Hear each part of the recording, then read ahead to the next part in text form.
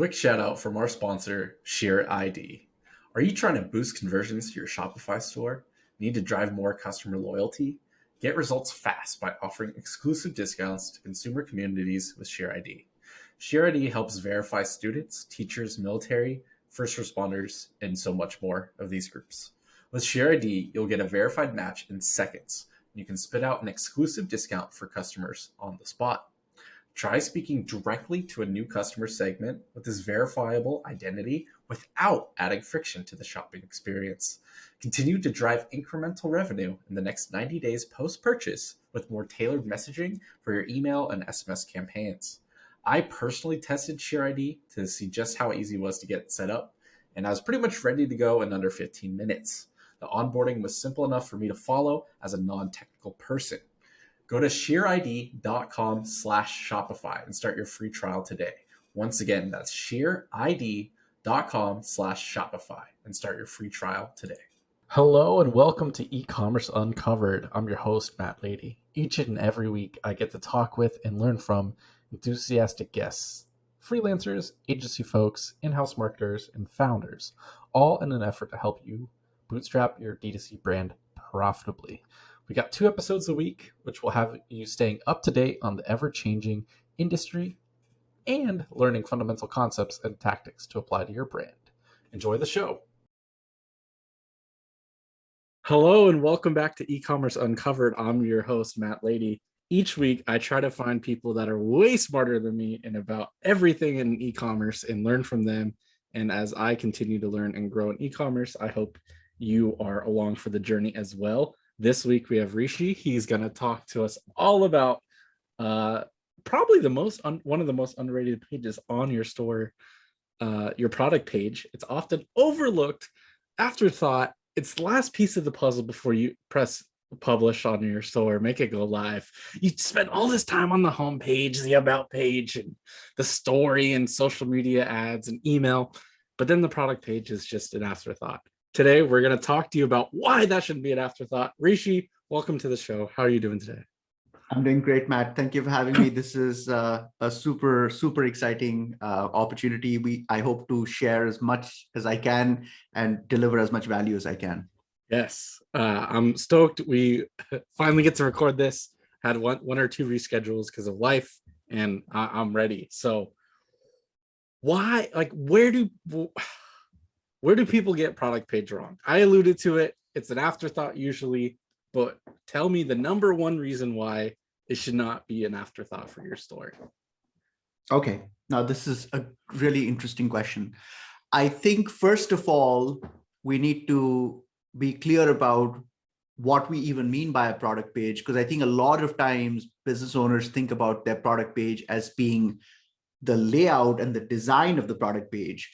And I'm not talking about the design or the layout. I'm actually talking about the product description, which is like a small element of the page. And I would argue that it is the most important element in your own entire website, because how else is the consumer choosing between products if it isn't based on the description? So the first thing I'd say is that, the reason why we need to be clear about the definition of the product page, which is the description.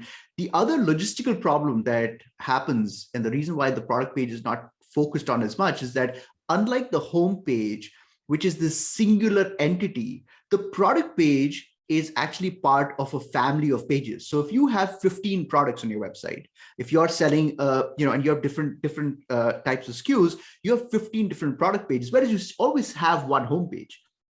And so I think a lot of times what entrepreneurs do and what teams do is they say, let's try and improve this product page at the template level so that we can make a change and it can reflect on all the other pages. And I think that for those reasons, there's not much work that's done on the product page. And also, I think there's a mindset about the product page. There's such an emphasis on the product page around getting the buyer to click on the add to cart button. Like the whole focus is actually, in a way, what I'm talking about is the exact opposite of what business owners want, because they actually don't want the user to linger on their product page because they want them on their checkout flow. And so there's a lot of emphasis on add to cart. And I have very specific recipe and strategies for how to think about product pages. And that's what I hope to explore with you today. And I can talk about, why product pages matter and how to think about them, cover everything. Yes, we're going to get into all of that and more. And already off the bat, perfect clarification, even for myself. You're talking about the words, the copy. You're not talking about the layout, the design right now. You're talking about the physical words describing the product. And that online store, that's the catalog. That's walking up to the aisle and grabbing something and touching it and checking out the box. That, like, this is the experience we're having online. So just really good way to clarify, frame, and set it all up. I'm a store founder and I'm about to launch my store. Where do I even begin? Like, what are you telling someone off the bat? What's the basics of product pages and the copy on those pages? And why are you telling people not to rush to add to cart? And tell me a little bit more about that. And let's start there. That's great. That's great. So in order to actually think about how the product page should be, the copy should be on the product page, we actually have to first step back and ask ourselves, how does the search process, how does the customer journey start? And if you really think about your life, and this is the great thing about marketing, is that, we are all consumers. And so we all relate to being marketed to. So even though I'm a professional marketer and Matt is, has a background in marketing as well, we're also consumers. Now, when I think about consumers and I think about my own behavior, I think about my wife's behavior, my parents' behavior, it's pretty universal. And the thing is, we are either trying to do a search for a problem, which is like how to minimize my hair loss, or we are doing a search for a specific solution, which is like, for example, I'm looking for a curling iron. That's how people search. That's the only way that search begins. And so when they go to Google, they search for that term. Curling iron is a term that I would look for if I'm looking for a way to make my hair more curly. If I'm trying to prevent my hair, my receding hairline, which I am struggling with, I would search for how to prevent hair loss. And if you think about Google, it's really important to kind of really understand how all of these brokers play a role. Google is in the business of creating a competitive marketplace where if you are looking for a curling iron, Google wants as many as possible companies that have a curling iron to be aware of this so they can compete for you, which will naturally increase the bid price for their ads, which is where Google makes their money. So even though you might be the best curling iron in the world, Google doesn't care. Google cannot run a business where there's only one result. So Google has created a system where 20 curling irons are going to show up. Now, if you actually think about the layout, and all the listeners need to really kind of go to their computers and actually do a search, what you'll find is that when you search for something, the first thing that appears below the search box, and I'm talking in terms of desktop right now, just because that's typically, that's the layout we want to talk about, is that the Google product listing ad, which is those little thumbnails with the product images, that they appear right below the search box. Now, why is this? Well, think about it this way. Think about it from the consumer's perspective. If I'm searching for a curling iron, we know that 50% of our brain is devoted to image processing. So when I see a 4 or 5 little tiles with different curling irons, it gives me a lot more information than a traditional AdWords ad. And so Google knows this, and that's the reason why Google shows these right on top. The consumer, so if you think about the consumer experience, I search for curling iron, and by the way, curling iron is a placeholder for any product in the world. I then see a bunch of tiles below that search result that show me different styles, different looks. I guess there are different types of curling irons. I then visually decide which of these is the most relevant to me. I then right click. This is really important to understand. I then right click and I open in a new tab, right? And I've done this now for at least like 3 or 4 different curling irons, because as a consumer, I'm in a promiscuous mood right now. I don't want to be in a one-to-one relationship with the retail brand. So I've gone from a search looking for a solution, or finding a solution to a problem, or a solution specifically, to a product page. That's so, when you by definition, the Google product listing ads have to correlate to a product page. Now you can kind of apply lots of programmatic solutions in the backend to take them to a home page or a category page. That's not the default behavior, and Google doesn't want that. Google wants people to go for it to be a one-to-one parity between the image that's being shown and what they see on the next page. And that, if that's a very specific curling iron, Google expects you to show that same curling iron. So taking people to the home page is totally meaningless for Google. So you're taking them directly to the product page. So here's what's happened. The user has come to your product page. Now, as a business owner, if I were to ask you, can you please describe your website? You will invariably say, I have this beautiful homepage. I then have this category page where all of my curling irons are listed. I have this wonderful search functionality. And then I also have a product page. And then I have this checkout flow and all of this. Well, the thing is that for this buyer that we're talking to right now, your entire website is just one page, which is that product page. This user is not navigating to your homepage to understand, what the layout of the land is. They're coming to your product page. They're in a split second, and I would argue it's probably less than 5 seconds. They're deciding if you are the right curling iron that even deserves their attention. This is the really key point, is that we're so focused on closing the sale. What we don't realize is that consumer has fired us before even properly understanding what our curling iron is capable of doing. It could be the best curling iron in the world, yet 85% of people that came to our product page rejected us before they actually even learned that fact. And so what I'm competing on is not the sale.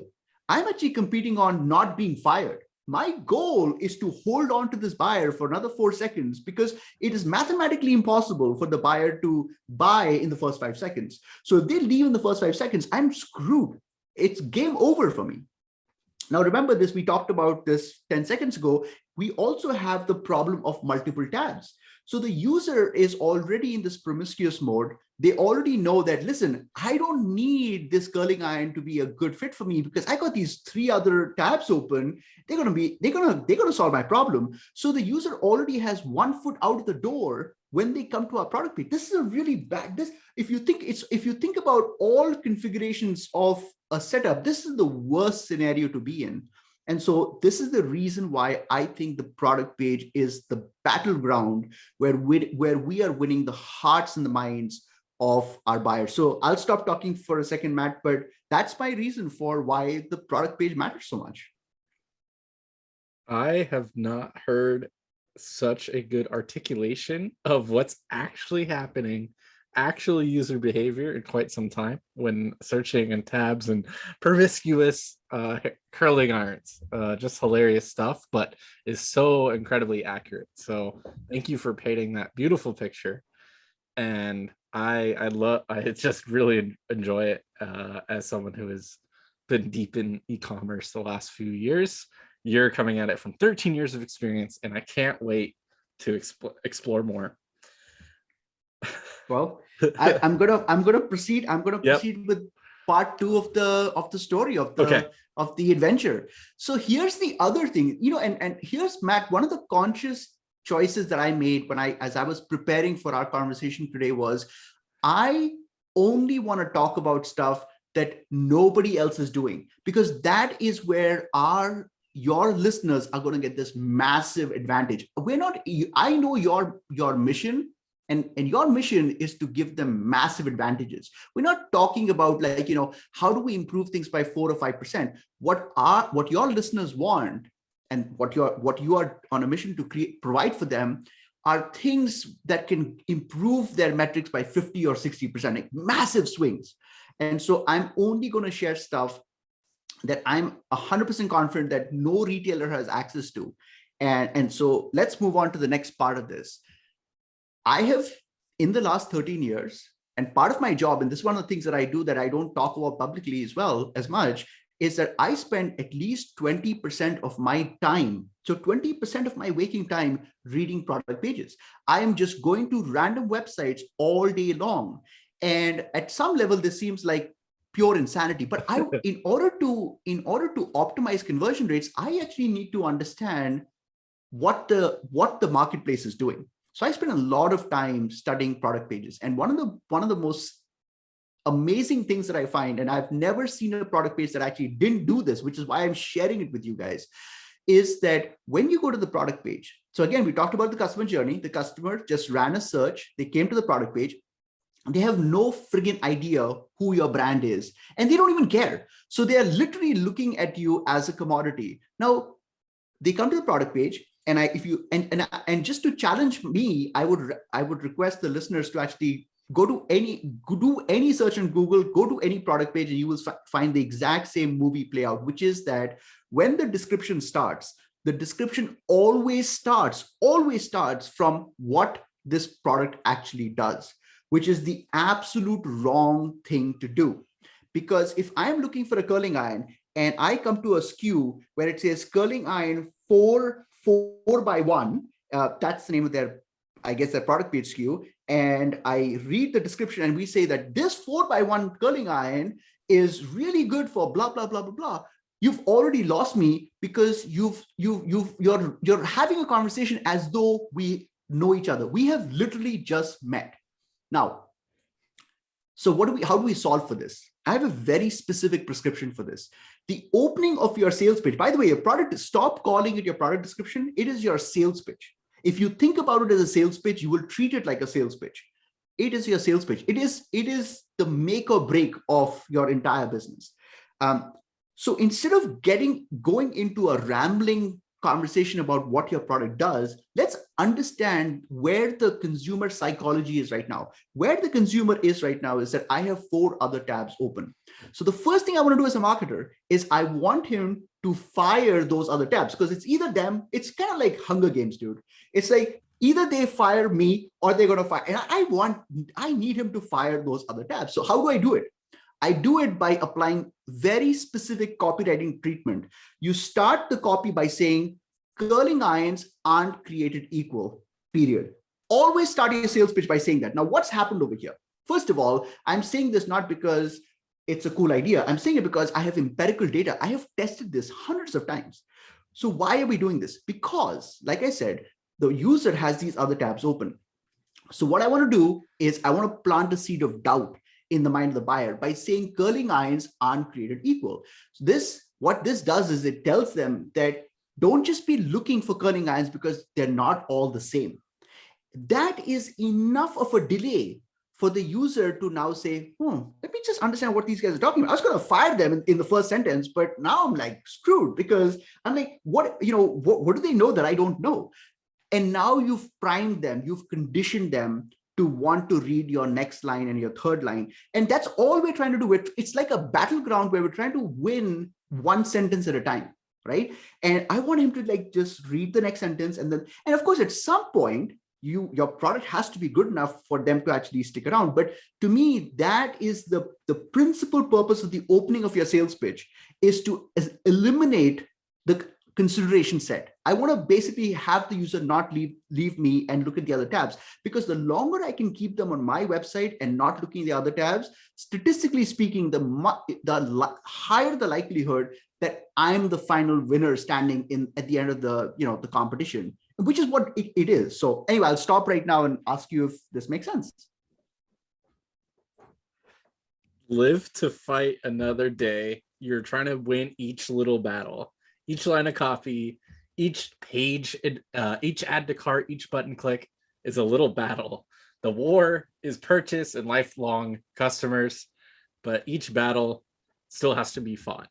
And you're saying, from what I'm understanding, is one of the best ways to start opening battle is to separate yourself from the other tabs and get them fired and get them to stay on your page, because they can't even worry about buying your product if they don't even know who you are and why your product is different. A quick reminder from our sponsor, ShareID. Find your next lifetime customers by providing verified discount codes based on occupation or life stage. Speak directly to veterans, students, teachers, first responders, and continue to tailor your messaging to them in the future with post-purchase emails and text messages. Make them feel seen with your brand by using ShareID to seamlessly verify their email in seconds during the purchase process. Go to shareid.com/Shopify and start your free trial today. Oh, am I good so far? You are exactly right. Amazing. So we got the first line. Like, Yep. Curling irons are not all made equal. What is after that? Talk me through the next few battles we go into. Okay, so I will tell you about the two hurdles that we need to cross with the buyer. The first hurdle, and I hope the listeners are able to make note of this, and I'll repeat it twice. Certainly, I want to make sure everyone gets it. When the consumer comes to the website, there are two very specific hurdles that we're trying to help them cross. The first one is why we exist. That's the first hurdle. And the second one is why this product must exist. Now, pay attention to my word choice. The first one, I've intentionally called it why we exist. Because before you can sell the consumer on the physical attributes of what your product does, you need to sell them on why they even deserve your attention. So the why we exist story is where you are telling the buyer, it's not as much about your product, but it's more about the ethos, the culture that caused you to actually create this product. It's almost like it's like a catch-up story. It's like this, it's the story thus far. It's your origin story. If you're a superhero, this is where we talk about how you got your superpowers. And one of the biggest mistakes that brands do is you talked about the About Us page. What they do is they put all of the why we exist story, because I know some of the listeners are going to say, Rishi, you don't have to tell us about this why we exist story. We already nailed that. We've got it on our About Us page. Well, the thing is, again, if you go back to what we discussed, the product page is the only page in your entire website. It's not like the user is coming to your product page and then doing a search for your About Us page or going to your home page or looking at your return policy. They're literally deciding in that page itself if they're going to give you another 3 seconds or not. So the idea of taking them away from the product page to another page that is a standalone page that talks about your About Us story or your why we exist story, to me is a bad idea. Why not have that story embedded in the product page itself? So that's the first hurdle. The second hurdle is why this product must exist. Again, pay close attention to word choices. Why this product must exist.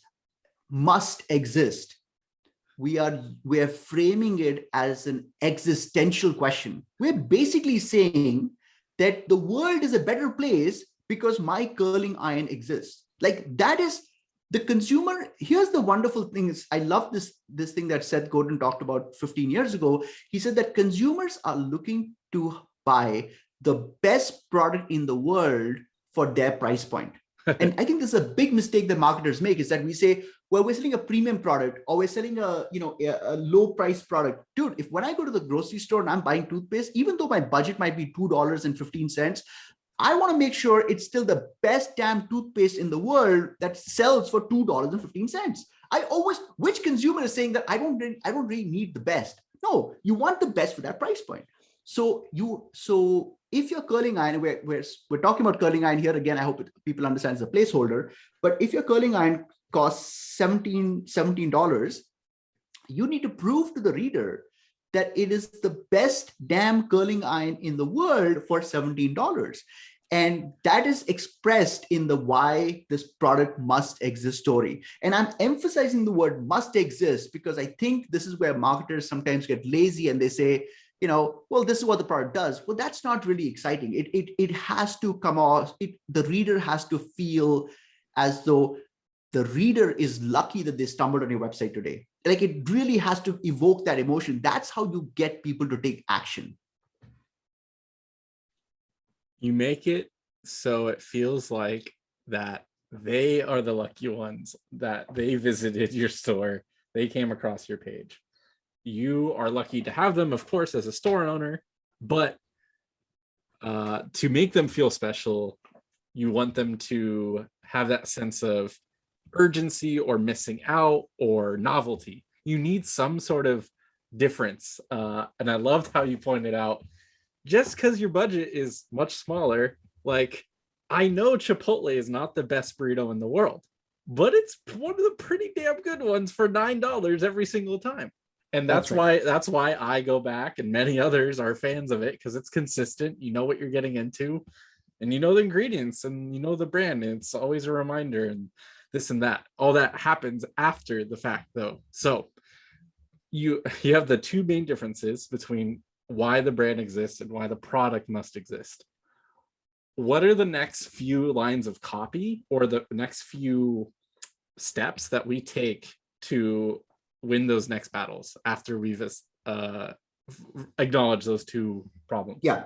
So Matt, here is where we're going to have to, we're at a fork in the road right now, because I've spent the last 13 years working on this problem, and it is actually a very complicated rule book that we've created. We actually have a 9-point buyer psychology copywriting process, which we possibly cannot cover in this podcast. And I don't even think it's something that a lot of your listeners have never even heard of this emphasis on product pages. So we've already kind of like shocked them.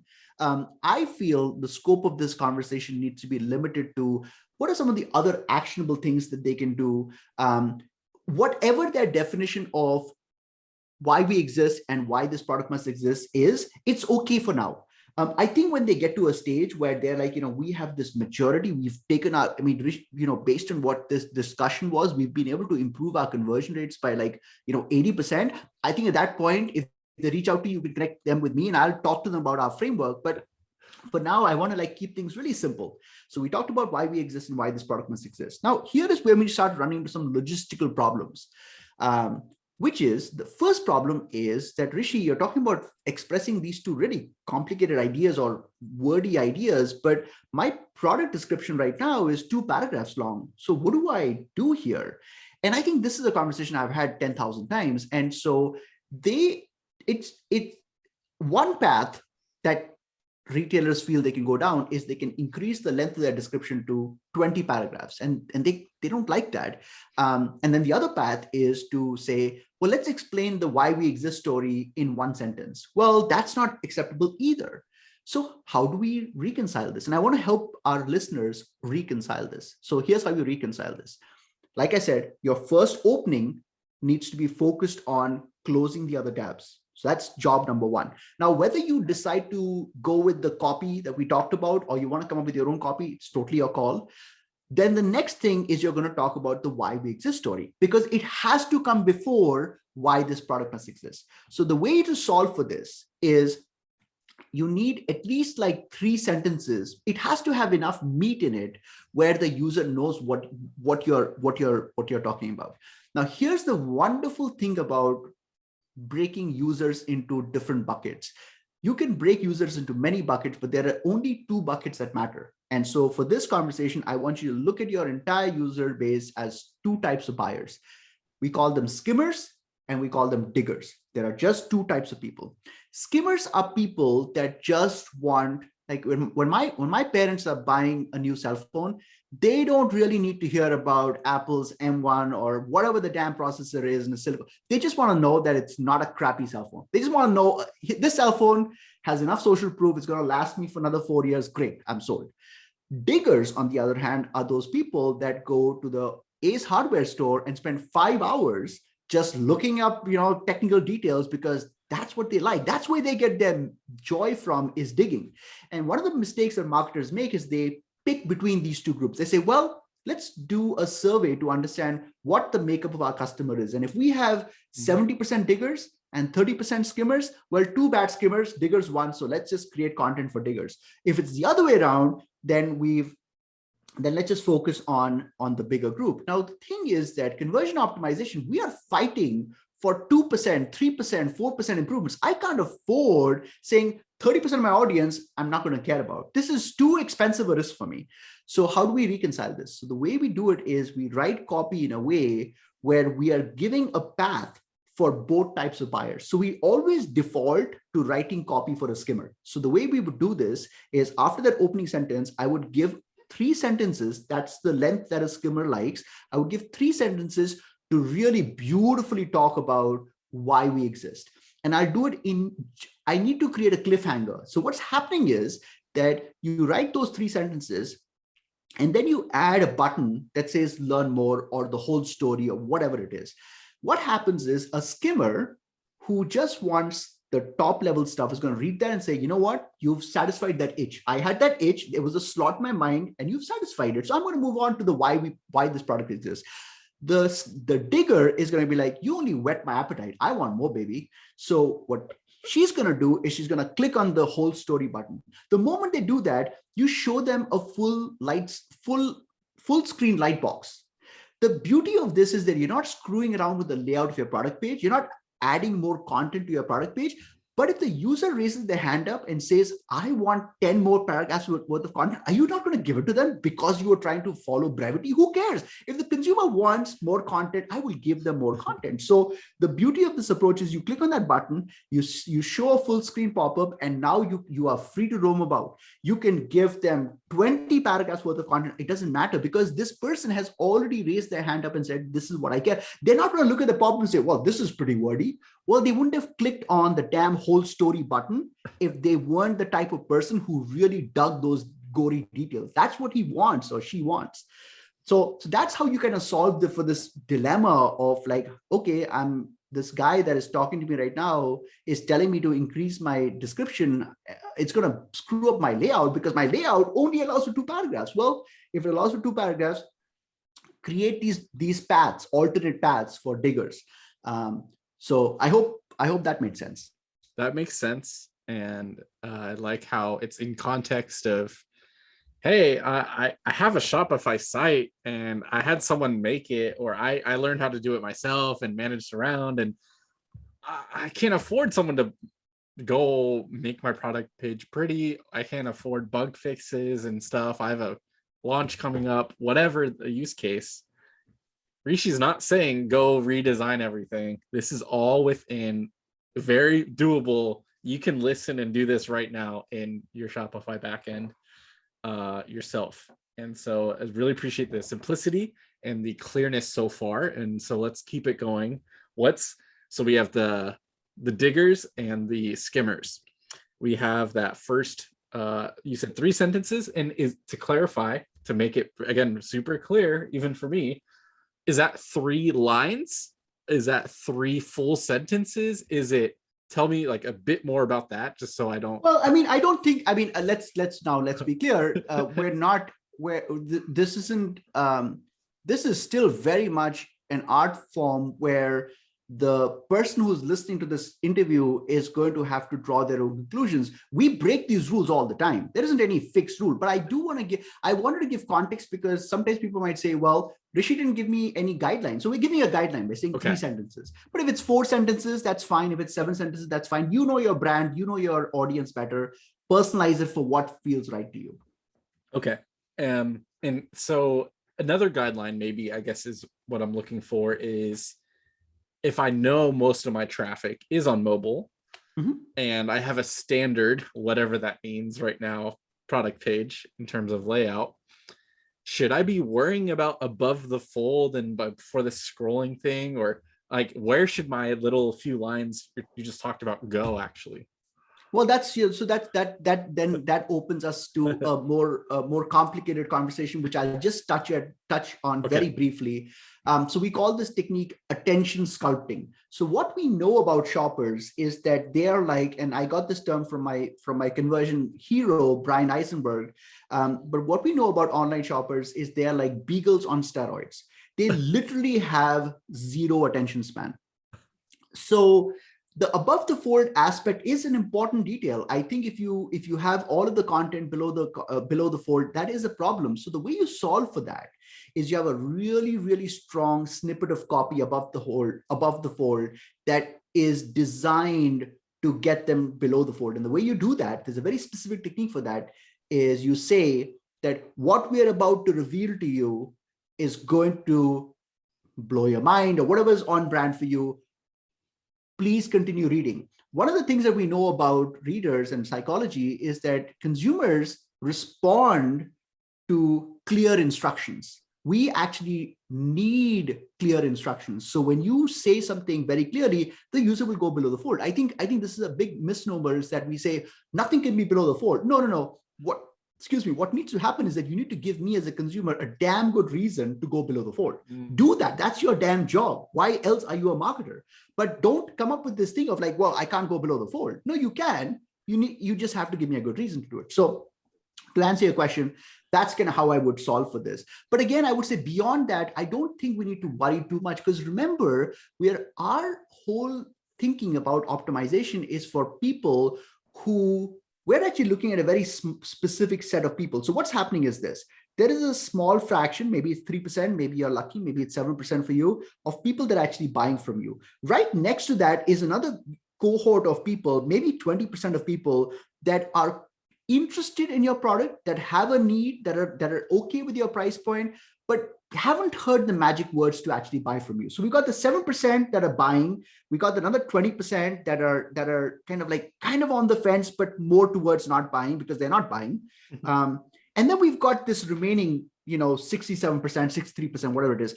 Dude, that is like dark matter in the universe. Do not even think about those people. You are so far away. You need to focus. Again, we talked about this before the interview. The lesson that I want people to take from this talk is not all the strategies, but I think the lesson should be relentless focus. Relentlessly focus on if it is like a hand-to-hand combat, all I can actually gain is that 20%. The 7% is already in the bank, so forget them, right? The fight is really over the remaining 20%. Beyond that, I'm never going to get to, and it's not worth my energy to expend energy thinking about. Fight for the 20%. That 20% is who we're talking. This entire conversation is about that 20%. So the point I want to make here is that, the idea isn't like, how do I get 100% of people who are on my page below the fold? Who cares?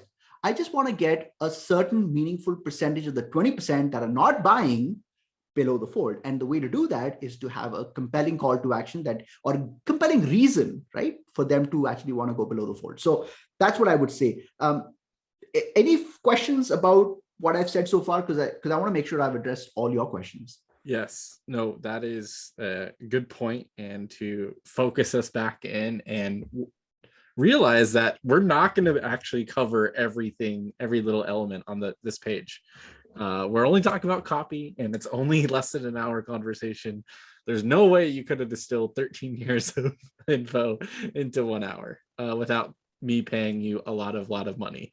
And so since this is a free conversation, we're going with this casual format and to cover the basics on this first episode. I'll share two. I want to share two more things that please. I think are, and I think we'll wrap it up with those two things. Yeah. I think these are the two most important things. Perfect.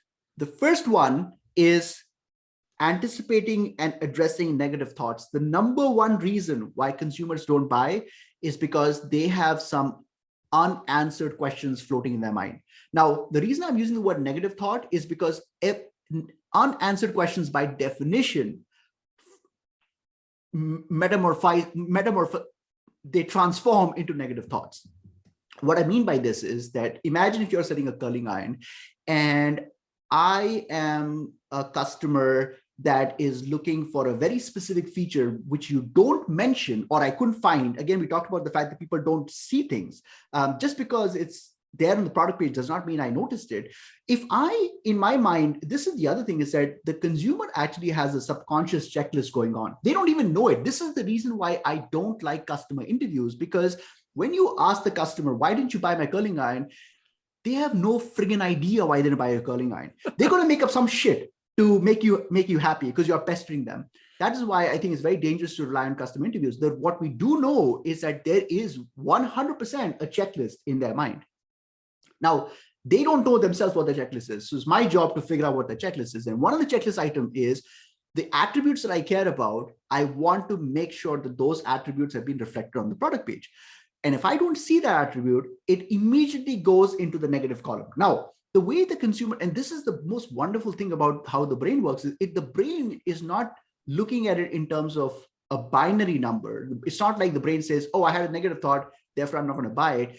Turns out that it's like a weighted average. So the brain is doing some complex calculations, which no human being understands, where all those negative thoughts are being tabulated in the back end, and some analysis is being made on, do the negative thoughts significantly outweigh, or are they below my threshold?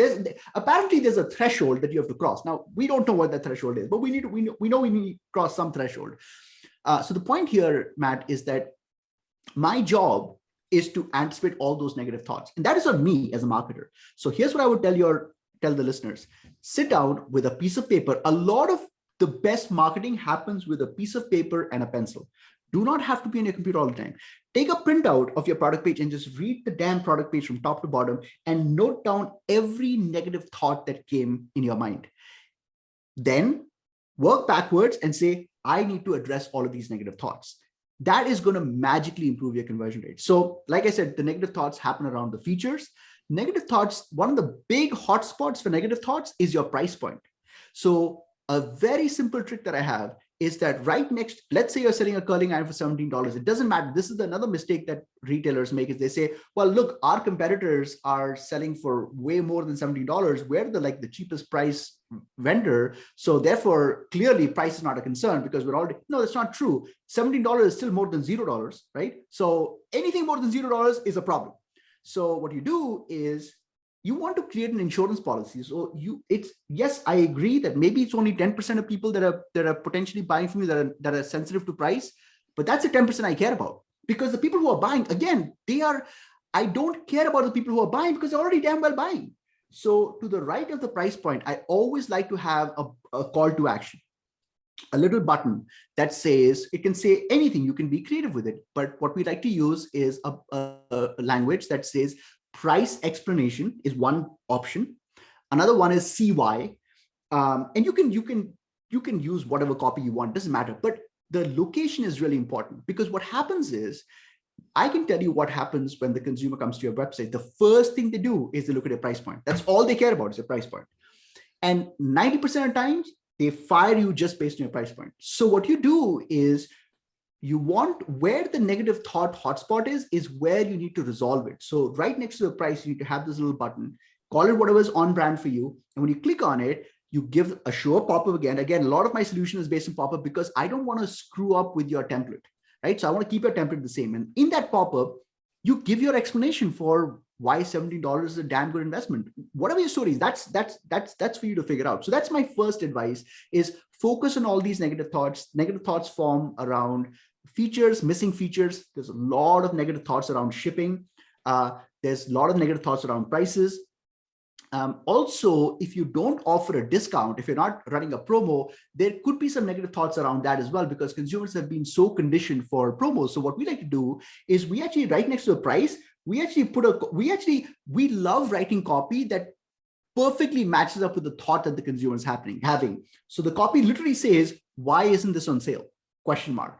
That perfectly matches up with the question the user had. When you click on it, well, here's an opening for me to say that, listen, we care so much about quality that we decided not to play games of gimmicks, and therefore it's not on sale. So you can address, there are many ways of skinning the cat, right? All you're trying to do is identify every potential negative thought that could form, and then you're creating a counter narrative for that negative thought, and then you put that in the page, and you'll notice conversion rates go up magically. That's my first advice. My second, my final piece of advice for your wonderful listeners is this. If you are, now we deal with retailers that are doing, their bestseller has to do at least 300,000 annual sales for me to even work with them, not because I have a bias, but because the kind of statistical testing we do requires a lot of transaction volume. So I want to share some insights that apply to a retailer that is just starting off, or maybe has 100 sales a month, not enough for A/B testing. So what do? I have a very simple offline solution for you, which is that create a calendar reminder for every 2 weeks to rewrite your product description. So you have a reminder where you identify your best sellers. You don't have to do it for every product. If you have 20 products, I understand it's not practical to write description for everyone. Identify the 3 or 4 products that drive a bulk of your sales, and put a reminder every 2 weeks that allocates 1 hour for you to just rewrite the description. Forget about A/B testing, forget about statistical significance, just rewrite the damn description. And what you will find is that by just rewriting it over and over again, with every layer, you're noticing there's some poetry that's coming out that didn't exist in the first version.